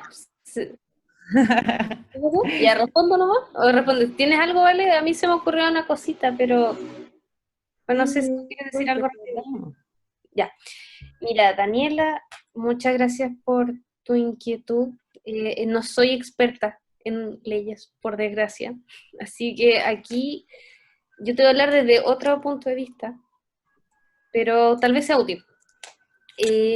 Tú misma dices, soy un pequeño celulita dentro de este gran problema, y hablo, y tu pregunta viene desde todas esas mini empresas, pyme o pequeñas como conformaciones que buscan trabajar por el cambio climático, ¿cachai? O sea, tienen muy buenas intenciones, pero se sienten muy chiquititas. Y bueno, por un lado sí, es verdad, nuestras leyes están como mal construidas, posiblemente Valentina tiene mejores datos que yo, porque ella está de Defensoría Ambiental, sé que tiene algo interesante, pero debo decirlo, no sé, se me ocurría, tal vez podrías unirte, no técnicamente, sino como hacer lazos con otras pymes con las que se pueda generar un conjunto. Y tal vez como conjunto se pueda por ejemplo, postular a fondo. O como armarse como un grupo para avanzar más rápido, porque efectivamente cuando uno está solo o estás como con muy poco apoyo, porque una pyme se puede hacer con 3 personas, pero pucha que es pesado todo, ¿cierto? Cambio, ¿qué pasa si son varias pymes juntas y pueden generar como una especie de asociación y entre todas ayudarse tanto con la información como con la compenetración de ciertos elementos que puedan adaptarse hacia esa ley y ahí trabajar en conjunto? Entonces tal vez no tienes que ser tú sola con el recipiente contenedor de pilas que casi que, no sé, no, ¿cómo era? Casi como de la NASA, tal vez no, tal vez se puede postular o lograr algo, pero tal vez en conjunto con otras personas. Así que esa sería mi idea, tal vez, como trabajar un poco sinérgicamente con otras células que están igual que tú. Ahora, ¿dónde encontrarlas? Tal vez este espacio es bueno para encontrar personas así. Eso es mi comentario. Gracias. Bacán. Yo quería agregar, ya respecto a la ley REP, yo encuentro que es súper importante que ya empecemos a trabajar en esos temas de residuos a nivel individual, a nivel comunitario y a nivel de todos los niveles en realidad, tanto los emprendimientos como las grandes empresas, ¿cierto? Porque la cantidad de basura que generamos es absurda. Yo no me acuerdo de la cantidad específica, en mi tesis yo estoy trabajando un poco con ese tema de la basura, pero la verdad es que además de producir mucha basura, eso tiene muchas consecuencias en muchos niveles, sobre todo para la gente que vive cerca de los rellenos sanitarios, ¿cierto? Y porque no se hace nada con esos residuos, o sea, ya antes se entendía como basura, ¿cierto? Pero de a poquito hemos ido transicionando, ¿cierto? Como a verlos como residuos, porque en realidad puede que mucho de lo que nosotros estemos consumiendo no hay necesidad de crearlo ni de hacerlo de nuevo, ¿cierto? Sino que puede que ya existe y solamente necesitamos transformarlo de la forma en la que está concebido en este momento, que es como basura, y transformarlo. Por ejemplo, el año pasado cuando fuimos a presentar los resultados de este estudio de StatNows acerca de las percepciones del cambio climático, había un representante de las mineras y dijo: las mineras van a salvar el mundo del cambio climático y la cuestión, porque las energías renovables no convencionales dependen del cobre, de la minería y no sé qué, y la cuestión. Y nosotros quedamos como plop, porque, bueno, efectivamente necesitamos minerales para las energías renovables no convencionales, ¿cierto? Para la electricidad, pero no minería de la forma en la que se está haciendo en Chile, no minería de la forma en la que se está haciendo hasta ahora, y además que quizás muchos de los metales que ya necesitamos, ¿cierto?, para este tipo de desarrollo energético, ya está, pero está en relleno sanitario. Entonces, yo creo que todos tenemos responsabilidad en esto. No sé específicamente cómo podemos mejorar el tema de la ley REP, porque no es de mi competencia, ¿cierto? Pero yo creo que sí todos podemos presionar para que ese tema se mueva. O sea, existen planes para disminuir la cantidad de residuos en Santiago, en Chile, pero esos planes, o sea, yo creo que si uno no vive en una comuna en la que te vienen a retirar los residuos a la esquina de tu casa o a la puerta de tu casa, las familias de hecho se dan el trabajo de limpiar los residuos, dejarlos limpios y todo, para llevarlos a un lugar, por ejemplo, un punto limpio, un punto verde, y en muchos casos incluso varias de las cosas que uno lleva no se reciclan. Entonces podemos empezar ya a reunir, por ejemplo, lo que pasa es que además como el tema de los residuos depende de cada municipio, también queda ahí a decisión de cada municipio qué es lo que hace. Por ejemplo, tenemos el caso de La Pintana, que ha hecho un trabajo excelente haciendo compostaje y reciclaje. Uno pensaría que el reciclaje es un tema que se debe solamente a disponer de recursos económicos, ¿cierto? Pero no es así. En la Municipalidad de La Pintana han hecho un trabajo maravilloso haciendo un trabajo de reciclaje y compostaje, como les decía, demostrando que hacer un plan como ese le da oportunidad de trabajo a muchas personas que empiezan a trabajar como recicladores de base, personas que pasan buscando los residuos, permite crear compostaje que además después va a los mismos parques, a las mismas plazas que son de la comuna. Entonces, hay harto que hacer, y a nivel de leyes, como te digo, no cacho más, pero yo creo que al final es responsabilidad de todos hacer que se cumplan las leyes, y nosotros también como usuarios podemos hacer varias cosas para disminuir la cantidad de residuos, partiendo por qué cosas consumimos, y qué hacemos con lo que queda de lo que consumimos. O sea, podemos crear ecoladrillo, yo creo que hay varias alternativas hasta el día de hoy, empezar nuestros propios compostajes, ojalá a nivel comunitario, con nuestros vecinos, y ya el hecho de empezar a relacionarnos con otras personas genera una sinergia increíble, así que hay hartas cosas que hacer. No sé si hay más preguntas. Disculpe, ¿podrían por favor compartir sus mails en el chat para después poder comunicarnos de manera privada con ustedes, por favor? Sí. Perdón, quería complementar algo que puso Cintia en el chat, que decía que también, ay, se me perdió, pero que también tenía que ver con que este tema tiene que ver con la empleabilidad. Y yo quería relevar ese tema porque creo que desde el ambientalismo también muchas veces el tema de la empleabilidad es un tema como... ¿cómo es que se dice? Cuando un tema tabú. Como que muchas veces se ha planteado también, sobre todo la parte de la gente que está como en contra de tomar acción por el tema del cambio climático, que es como ambientalismo versus desarrollo. Y eso no es así, de ninguna manera es así. O sea, el cambio climático es una tremenda oportunidad, como les decía, sobre todo para los países en vía de desarrollo, de seguir creciendo hacia disminuir la pobreza, por ejemplo, de seguir creciendo para disminuir la desigualdad, pero al mismo tiempo brindando oportunidades de desarrollo que no sean destructivas del clima, que no sean destructivas además de otras personas. O sea, lo que estamos viviendo en nuestro país con las zonas de sacrificio, que es algo inédito.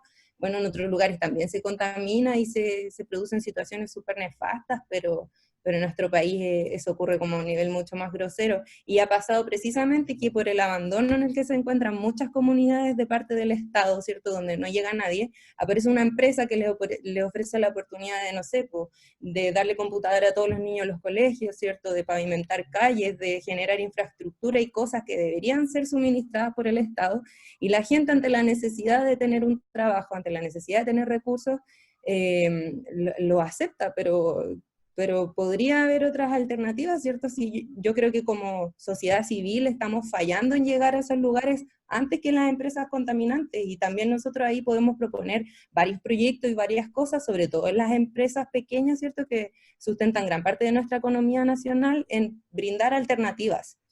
Y también presionar a las autoridades para que empecemos a cambiar la matriz energética, si eso es algo que tiene que ocurrir. Importante. Y alguien más que nos había preguntado que si podíamos profundizar en la temática de género, y a mí me encantaría porque es uno de mis temas de investigación, el tema de cambio climático y género, pero hicimos una charla de eso, está disponible en el Facebook de Red Lama, se llama Cambio Climático y Salud Mental, y hablamos en parte de eso, hablamos de las personas más vulnerables a los efectos del cambio climático, y ahí adelantamos un poquito resultado de la investigación que estamos haciendo en el CR2 sobre estos temas. Y por último, quería decir que ISIS puso que la educación es una de las principales soluciones al problema del cambio climático, y yo creo que no podría estar más de acuerdo con esa afirmación. También lo conversamos en esa charla, pero hoy en día las escuelas son las que mejor están haciendo la pega en temas ambientales. ¿Por qué? Porque esto funciona como una semilla. Uno le enseña a los niños, niñas y adolescentes en el colegio, ellos llevan este conocimiento a sus casas, por lo tanto a las familias, la familia influye en la comunidad, y así vamos creciendo. Entonces tenemos que pedir mayor educación ambiental en los colegios, y además que los niños, niñas y adolescentes son quienes se van a tener que hacer cargo de este problema más adelante cuando nosotros ya no estemos. Entonces es importante la educación ambiental. No sé si hay más preguntas, parece que hay varias manos levantadas. Igual tengo un comentario adicional respecto a lo que es educación y niños, ¿se entiende? Yo también en algún momento siempre pensaba niños, porque, o sea, nosotros, Valentina, yo, personas como cercanos a los 30, en torno a los 30, sí somos ya personas que recibieron esos primeros inputs respecto del cambio climático. O sea, crecimos viendo Capitán Planeta, qué cuestión más clara. Hoy hay un montón de monos animados, o sea, de hecho muy chistoso, es a través de los monitos animados, o sea, a través de la entretención, ni siquiera está dentro del currículum de educación en esos momentos, y ya influyó suficientemente para que ahora actualmente estemos muy interesados en estos temas. De hecho, el concepto de Lisa Simpson también influyó en nosotros, ¿cachai? Así que sí, es importante el tema de los niños. Y bueno, y yo veo ahora a los niños de ahora que son muy conscientes de ello, y es súper bueno a través del currículum o cómo se está integrando todo esto. Pero también creo, y esto es súper importante, importante, aunque es un poco más difícil.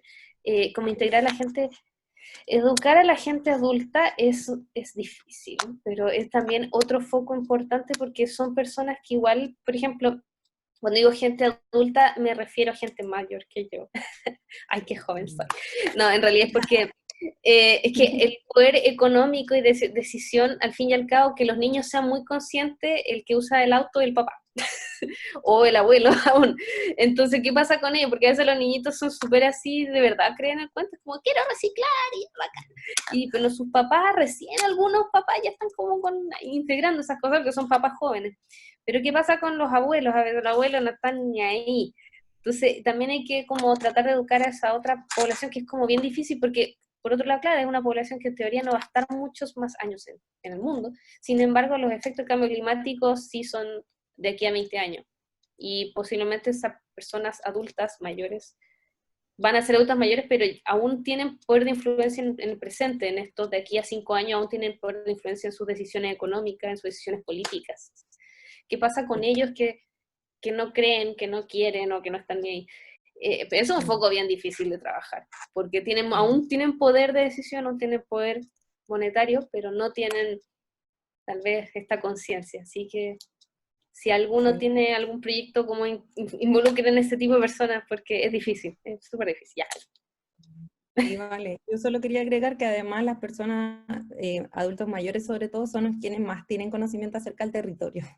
Así que en realidad tienen muchísimo que aportar, mucho, mucho. Y además que una investigación que se hizo como el año pasado en Estados Unidos mostraba que también eran las personas como más susceptibles de cambiar su opinión respecto a lo que pensaban sobre el cambio climático. Entonces hay hartas personas que aprovechar y mucho que sacar provecho ahí de los adultos y los adultos mayores.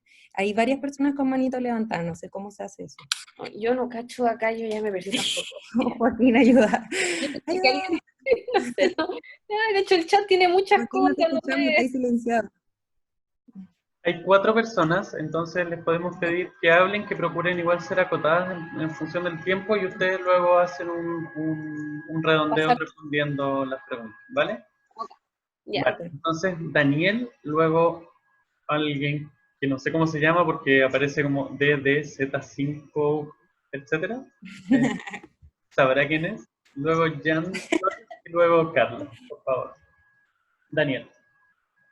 Hola, buenas tardes a todos. En realidad, gracias por la instancia. Espero que se encuentren bien en sus casas.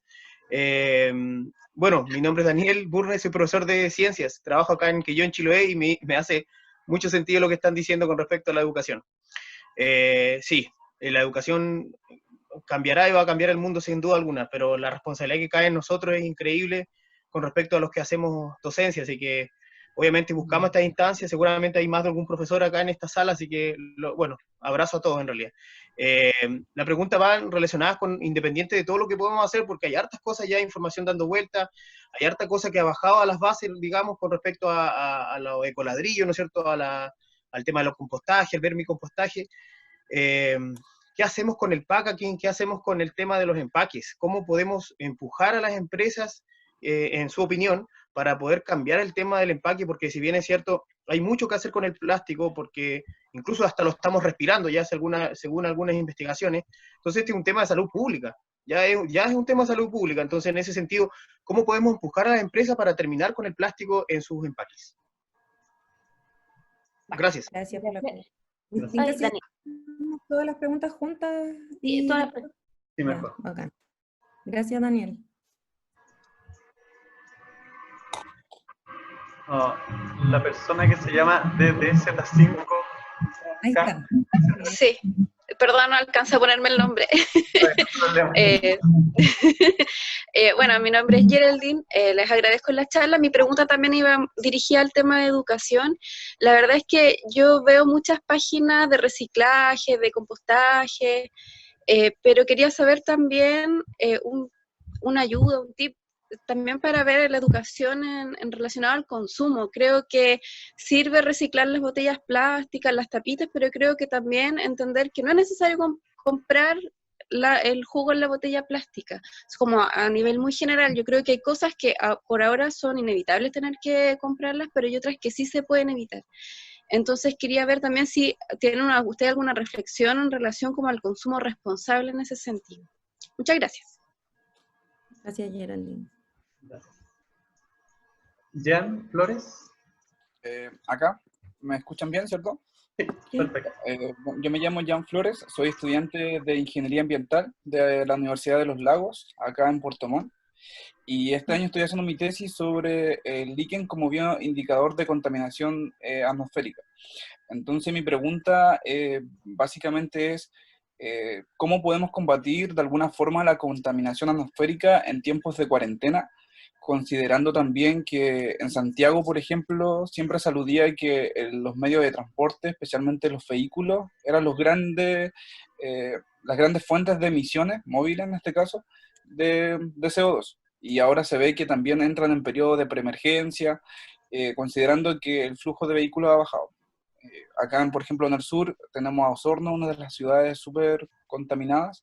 Puerto Montt ya entró en una zona saturada, entonces ahora que estamos más confinados, el uso de sistemas de calefacción va a aumentar. ¿Y cómo podemos combatir eso de alguna forma para que esto no afecte al medio ambiente? ¿Cómo era? De alguna forma aumenten las enfermedades respiratorias con los gases contaminantes en el aire. Eso. Muchas gracias. Camilo Moya, por favor. Hola, ¿se me escucha? Sí, perfecto. Ya, hola. Mi pregunta me quedó como muy sonando la palabra sinergia. Me hizo como mucho sentido y siento que el acto de la sinergia tiene como un poder muy grande y como ese elemento en común que tiene como la organización comunitaria y el equilibrio de los ecosistemas. Entonces quería preguntarles cuál era como su experiencia como con esa creación de acción económica, o sea, acción política, ¿cachai? Como, porque claro, hablamos como de las acciones desde casa y pensamos como en esta, como hábitos de consumo simplemente, pero quería saber cuáles eran sus experiencias, cuáles eran sus visiones con respecto como a algo más territorial, algo más comunitario, ¿cachai? Como se me viene a la idea como organizaciones, no sé, pues como las de Chiapas, con los zapatistas, las más indígenas, o lo que está pasando en Kurdistán y todo eso. Entonces, como ese tipo de aproximaciones como que podríamos tener desde sociedad chilena, entre comillas. Eso. Gracias. Vale, gracias Camilo. A ver, en el fondo hay como más que 4, hay como 3 preguntas, ¿cierto? Las primeras 2 ya se pueden compactar en una. Ya, no sé, ¿alguna cosa rápida que quieras comentar o no? ¿Tú? Yo, nada rápido de momento, así que... Yo O sea, tengo... tengo harto que comentar, pero no sé, ¿quiere que parta yo? Mira, yo quería partir con una cosa, con la pregunta de Jan, que era respecto a la contaminación atmosférica. Ahí tengo como cositas rápidas que contar, y ahí te paso la palabra. Ya, es súper fuerte e importante lo que estáis comentando, porque sí, efectivamente la contaminación atmosférica es un problema, y el frío también, y estar enfermo también, y estar encerrado también, ¿ya? Y bueno, la verdad, yo creo que todos estos problemas son como transformaciones estructurales, no son así como de un día para otro, ay, ya, ahora todo el mundo, no sé. No, son transformaciones estructurales que probablemente tengan que llevarse a cabo en un plan de acción de por lo menos 10 años, y en lo que, por lo que he leído, hay como 3 cosas que trabajar. Ya, una de ellas, que de hecho tienen que trabajarse a la par, y también no es que de un día para otro cambiemos todo.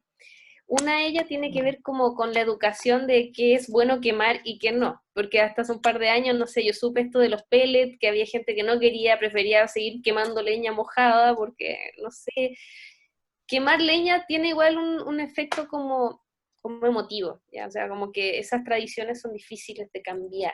Entonces ya, aprender primero qué es saludable y qué no quemar, ya, parte 1.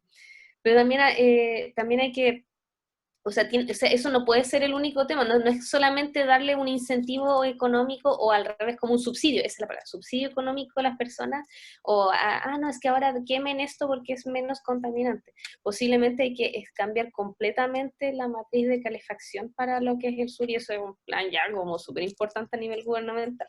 Entonces, sí, eso se tiene que hacer en un periodo de tiempo y tal vez debería partirse ya, ¿cachai? Y claro, y no con estos subsidios, porque lo que se ha visto hasta el momento y lo que he leído que es como ya, subsidio por aquí y la gente empieza a vender más caro todo y la gente termina siendo igual de pobre. Y, o sea, en el fondo no gana nada, nadie gana nada, solamente hay gente que empezó a como acaparar más dinero vendiendo esta calefacción más eficiente. Así que claramente esos subsidios no funcionan. Subsidios, no, hay que hacer una transformación estructural. Esa es una. La otra, esa transformación también como cultural de qué es saludable y qué no. Y la tercera también tiene que ver con confort. Y esto lo leí, quedé plop, porque hay gente que está como acostumbrada a que la calefacción sea estar en polera dentro de una casa en invierno. Y eso es como 25 grados Celsius y es como que no es necesario calentar tanto una casa. Y eso también es una transformación cultural porque de verdad hay muchos lugares donde si la casa no está a 30 grados, a 25 grados Celsius, si no están en polera, entonces no están bien, y no, la verdad está bien. O sea, hay que hacer una transformación cultural de qué es un confort saludable tanto para la salud como para el medio ambiente, para no tener que usar tanta energía para calefaccionar.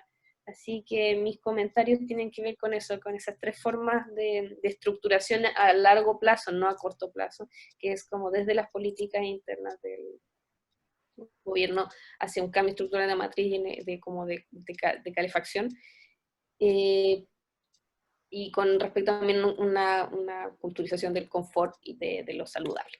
Eso al respecto. No sé si hay algún comentario adicional en eso.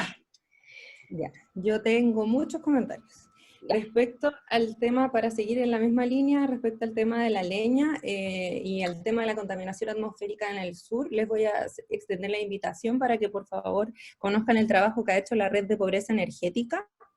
La Red de Pobreza Energética aborda precisamente estos temas y que son súper complejos porque no tiene que ver solo con un tema como emotivo del uso de la leña o de repente como con lo que menciona la Vale, es cierto, pero tiene que ver con que las comunidades, varias comunidades en el sur están acostumbradas a un nivel de confort térmico y que es súper difícil cambiar en el corto plazo. Además que las personas utilizan la leña porque es una forma de calefacción que es muy barata, ¿cierto? Entonces hay varios factores que se mezclan, tienen que ver con factores socioculturales, pero también con factores de que las familias necesitan calefaccionarse, están acostumbradas a calefaccionarse, están acostumbradas a un gran confort térmico y a no pasar frío, y por lo tanto usan la leña porque es lo que está ahí, está disponible, es más barato, etc.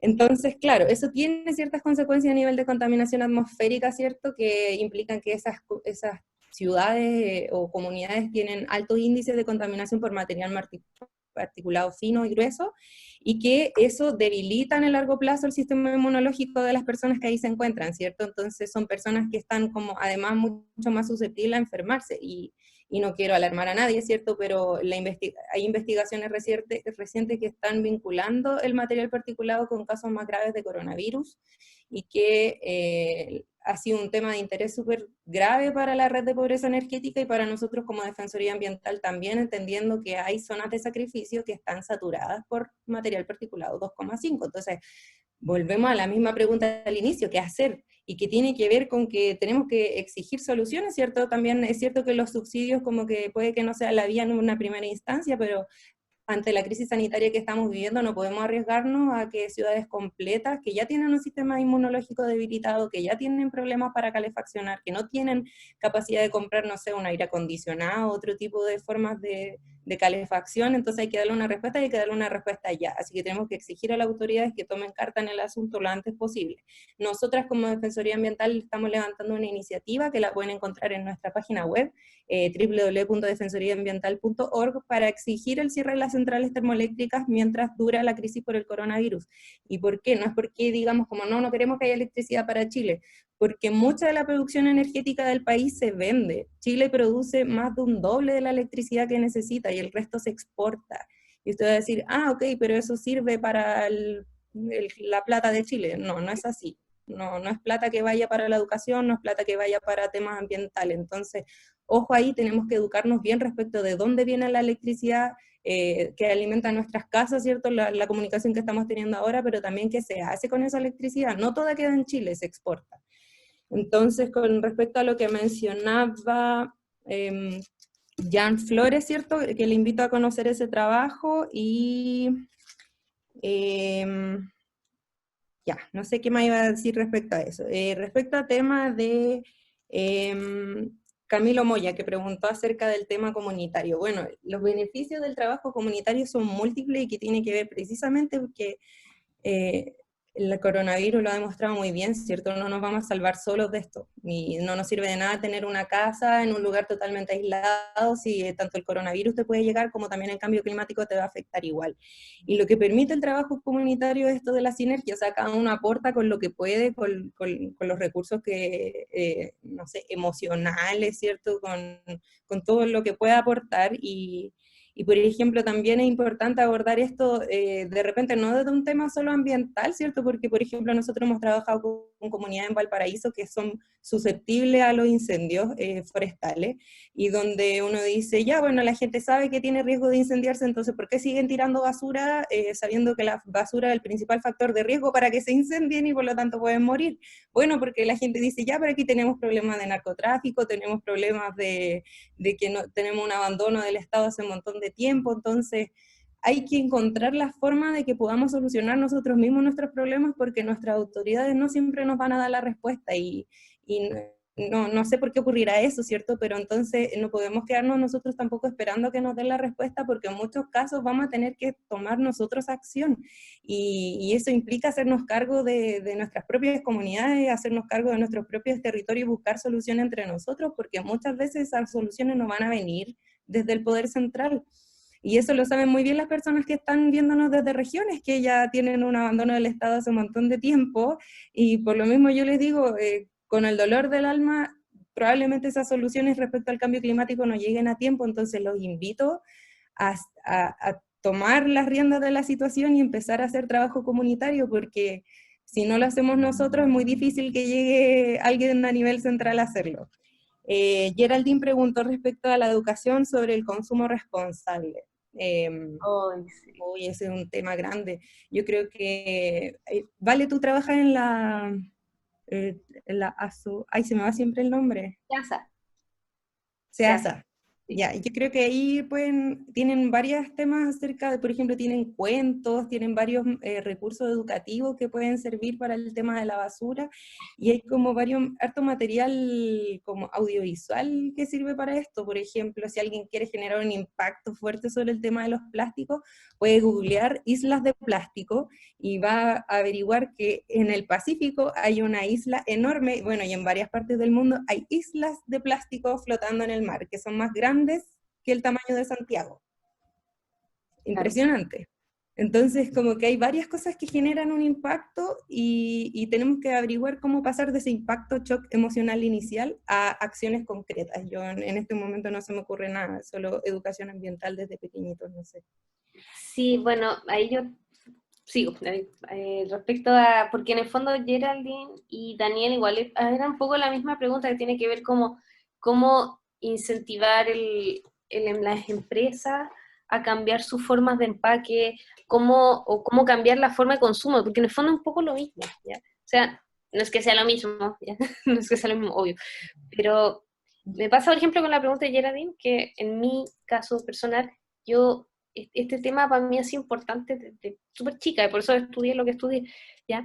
Y yo dejé, por ejemplo, de comprarme botellas plásticas antes de que hubiese alguien en la tele diciéndolo. Así, yo estaba súper chica ya con mi botella, no sé, de lata con la que lavaba, o andando, o llevando mis potes para allí y para acá, mi taza, mi lesera.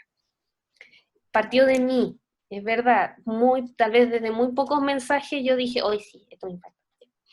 Y efectivamente, claro, un poco de educación, de pronto, claro, el SEASA tiene algunos recursos. Con Macarena hicimos una guía, que es la guía de cambio climático, la guía de indagación científica para el cambio climático, que es una guía, pero a ver, es una guía como con material de educación respecto al cambio climático, ¿ya? No es como que sea para tercero medio, no es para cuarto medio, es como súper general, son contenidos de cambio climático para Chile. La idea es que, por ejemplo, si lo lee un profesor de primero medio, o sea, que un profesor de enseñanza media o de enseñanza básica lo adapte o adapte esos contenidos para los alumnos y de la manera que quiera, ¿ya? Lo hicimos con ese fin, es como quien quiera lo lee, de hecho comunidades también lo pueden leer y usarlo y listo, ¿ya? Esa era la idea. Ahí teníamos un apartado que yo decía, sí, pues, o sea, Maca, deberíamos de hablar de que el consumo inteligente es bastante menos destructivo para el medio ambiente, es como mejor comete una manzana antes que un bizcochito en un papelito que además plástico que además se va a transformar en basura. Pero efectivamente no conozco como así como el libro de eso, no tengo ningún recurso actualmente de eso. Yo creo que tal vez los profesores pueden ahí hablar un poco más de eso, igual tiene que ver un poco con la nutrición, ¿cierto? Respecto a la nutrición, pero por ejemplo, claro, cuando uno habla de los empaques, a mí me impresiona el tema de las bolsas plásticas, como de pronto Chile, ya no hay bolsas plásticas, entre comillas, bien entre comillas, ¿cierto? Ya. Igual siento que es algo positivo, muy positivo lo que ocurrió, y yo creo que tal vez hay que avanzar un poco en el mismo camino. Existen algunos negocios actualmente que venden a granel, o pseudo a granel, o sea que de hecho como que dicen, el otro día compré una mermelada, una pyme, que era una fabulosa, unas mermeladas como gourmet, y ellos decían que como que reciclaban los potecitos, como que te daban una más y tú les pasabas los potecitos de vuelta, ¿ya? Entonces es una manera de no andar acumulando, porque además los empaques se acumulan, sea porque se puedan reutilizar, que gran parte de ellos se pueden reutilizar, o sea, hay que decirlo. Podríamos, de hecho, si uno piensa en todos estos problemas, hay una manera de abordar, así como, ¿cómo se llama esto? Emprendimientos que a través de problemas. Entonces, uno piensa en un problema, puede pensar en una solución. Entonces, y ahí se trabaja. Y si me ven con el tema de los empaques, a mí yo digo, pucha, sería ideal que todas las, no sé, hubiese como una especie de hecho se me ocurrió recién, así como, de que existiera una especie de empaque universal, como para no sé, todo lo que es arroz, granos, cualquier lecera, y que como que todas las empresas como que compartieran ese empaque universal y hubiesen puestos donde se dejaran esos empaques universales. Pero me ocurrió recién, no sé, tal vez hay que hacer un proyecto de ley, no sé, una cuestión de firma, no sé, ahí ya estoy como perdida. Pero cuando... ¿Cómo? Bueno, vale, ya. Disculpa que te interrumpí. Ya, pero bueno, el punto es que es verdad eso de, bueno, entonces, volviendo ahí como con eso cierro con Camilo, sí, se llama Camilo, respecto a la experiencia, es curioso, pero cuando uno tiene, generar comunidad a veces no es y territorio, no es necesario que sea como con el cacique máximo, a veces uno a veces hace territorio y conciencia con los vecinos o con gente, especialmente gente que no es igual a uno y que no piensa igual a uno y que no es igual a uno en ningún sentido, ni en edad, ni en estudios. A mí me encanta trabajar en forma interdisciplinaria y transdisciplinaria o con gente, de hecho Reclamo un poco se forma así, somos gente de ingeniería, pero también tú eres psicóloga, Valentina, y yo la primera vez que trabajé fue una recursera con sociólogo, como que uno conversa y la idea es impresionante, pero se llegan cosas muy bonitas y me acuerdo una historia que era muy chistosa, que era ¿cómo era? La del arbusto, un arbusto, el tema del arbusto. Una amiga contaba de que 3 personas pusieron a discutir sobre lo que era un arbusto, ¿ya? Uno era un ingeniero informático que descargaba datos y él lo único que sabía del matorral, se llama el matorral, la historia del matorral. Tenían que trabajar con un tema que le estaban preguntando si había disminuido las coberturas de matorrales en una región, porque impactaba mucho a mucha gente y todo. Entonces, ¿qué es un matorral? El ingeniero informático pensaba que un matorral, lo único que quería saber qué era un matorral, porque él tenía que definir en su código de sus datos satelitales que el matorral era un número mayor a algo o menor a algo, y eso es lo único que él quería saber, de qué valor era el número del matorral. Después un ingeniero agrónomo le empezó a decir que los matorrales eran no, es que los matorrales son cierto conjunto de plantas, y empezó a hablar de una definición biológica que tenía que no sé cuántas frutas aquí o cuántas cositas por allá, que es un matorral. Y después llegaba otra persona que era un forestal y decía, no, que el matorral era un árbol que tenía cierta altura. Y estuvieron discutiendo como 3 días sobre qué era un matorral, y se les olvidó preguntarle a quién le afectaba eso, a quién le afectaba el descenso de los matorrales. Y en un momento todos tuvieron que dejar de hablar desde su yo, desde su ego, desde yo tengo la razón porque el matorral es esto, no, el matorral es esto, no. Llegar a una definición en conjunto hacia el verdadero problema, y el verdadero problema era que había un problema como ambiental en una zona, y ¿cuál era el objetivo? Saber y tener evidencia de que eso era un problema o que eso había que hacer algo. Entonces, dejémonos de pelear sobre qué es un matorral y hagamos una definición en conjunto. Y esa fue y eso me pasa muchas veces con muchas personas, que hay que dejar de hablar desde el yo y ponerse a escuchar a todo el mundo. Todos tienen algo importante que decir. Y no es necesario que alguien tenga un título universitario. Cuando alguien sufre de un problema, hay que escucharlo. Si no, ¿cómo no va a hacer que sea un problema? Así que esa tal vez ha sido mi experiencia. Mi experiencia es escuchar. Más que nada, es escuchar. Eso. Gracias, Vale. Bueno, ya para ir cerrando, cierto que nos pasamos harto, un par de minutitos en la hora. Yo quería agradecer a todos, a todas, todes por estar aquí. Les cuento que si quieren tener más información, varias personas nos escribieron pidiéndonos contacto. Pueden encontrarnos en Instagram. Nuestro Instagram es redlama.cr2. También está la página www.redlama.cl. También nos pueden buscar, o sea, a mí me pueden buscar en la Defensoría Ambiental si necesitan más dudas sobre temas, no sé, recursos de protección, lo que está pasando en Quintero Puchuncaví, Petorca, La Ligua, etcétera. Y bueno, agradecerles a todos por su presencia en esta clase y espero que podamos seguir aprendiendo todos. Así Muchas que eso, gracias a todos. gracias. Y muchas gracias a que nos invitaron para esto. Así que eso, muchas gracias. Sí. Gracias a todas y a todos. Muchas gracias. Muchas gracias. Gracias, Joaquín. Gracias, Zeus. ¿Y ahora qué hago?